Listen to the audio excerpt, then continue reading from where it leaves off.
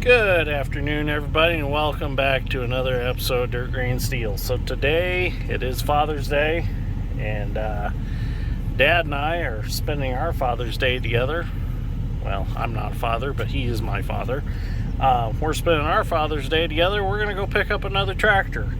So we're going to go pick up our 1931 John Deere GP and get it back here to the shop and tinker around with it, and maybe we'll see. Maybe we'll start it this afternoon. I don't know. It's been sitting for quite a while, so we'll see what happens. But we're at least going to go get it.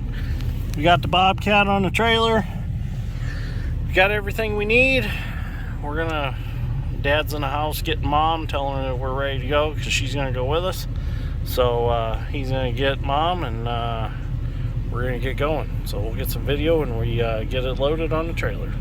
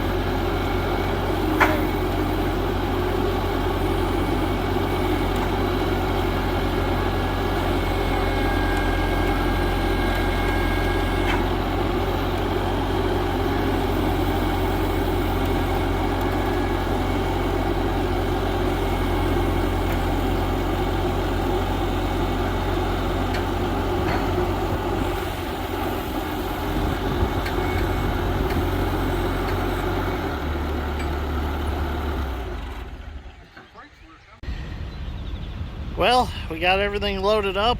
Now we're ready to head home. They even got me a rotor tiller out of the deal. I laid on the front of the trailer right there. So we'll get her home, get her rolled off the trailer, and get her rolled in the shop and see what we got. I'm pretty excited about this one. This one's going to be really cool to get running because it is a 1931. My great-grandpa was born in 1900. So he was 31 years old when this tractor was built brand new. I'm 31 years old right now when we're bringing it home. So I don't know if that's got anything to do with anything, but I thought it was cool anyway. So I don't know. I don't think it's got a thing to do with it, but still kind of cool. Just a cool little bit of information. Okay, so we got the GP home. Got it off the trailer. I didn't get any video getting it off the trailer. My friend John was here and he has a little Case IH 75 horse, I suppose he called it a utility tractor here because he borrowed one of the Bobcat buckets to kind of scrape up his driveway because that bucket had teeth, and he used it to rough the driveway up and then grade it back off. So while he was here, I had him pull on the back of the GP as I pulled on the front of the GP with the Bobcat and gently let Dad roll down the ramps. And we got it unloaded off the trailer. Well, the funny part was we were standing there talking, and Dad had went in the shop and got the air tank and aired that front tire up there. And we're standing there talking. He only put like 10 pounds of air in it, just enough to get it off the trailer because it was flat. And all of a sudden it goes poof. Well, the tire sat there in the trailer and blew out. So we're going to have to find, or we did get a tire with it. So we're going to have to change tires out. We're going to put regular tractor tires on the front of it because it does have like car tire tread on it right now. So, but originally this tractor was on steel wheels. And Steve had told me at one time he had steel wheels dualed up on the rear that he used to run over brush. Before he'd plow the fields that he was making into farm fields. He would run the brush over with the steel wheels. They'd kind of chew it up, and then he'd plow it, and then he'd farm it. So kind of cool history.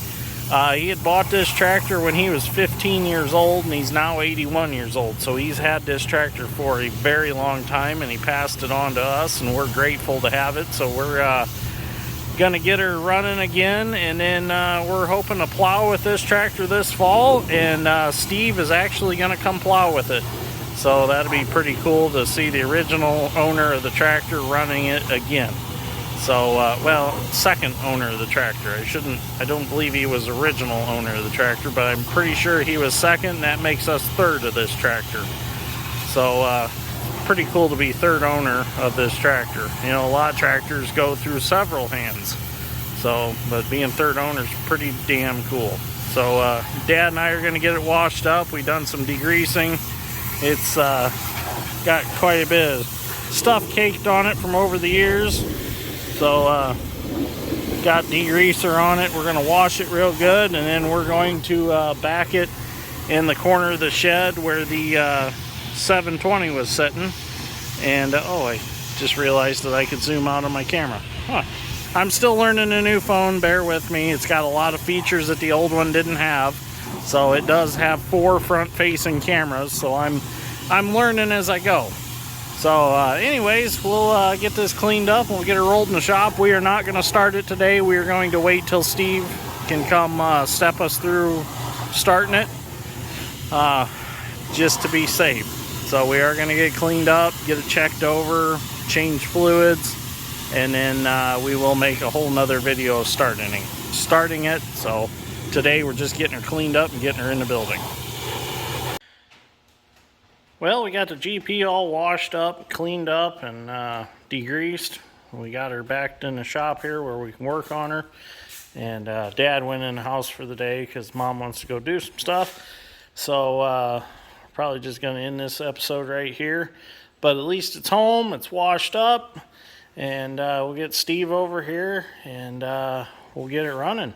We'll get some gas in it, and it is an all-fuel tractor, so we'll put some, what do they call it, distillate in it. I think you can use number 2 diesel fuel in them too. I've never been around an all-fuel. This is first one for me, well, the old A, the 36A, but never actually ran one to know how they are.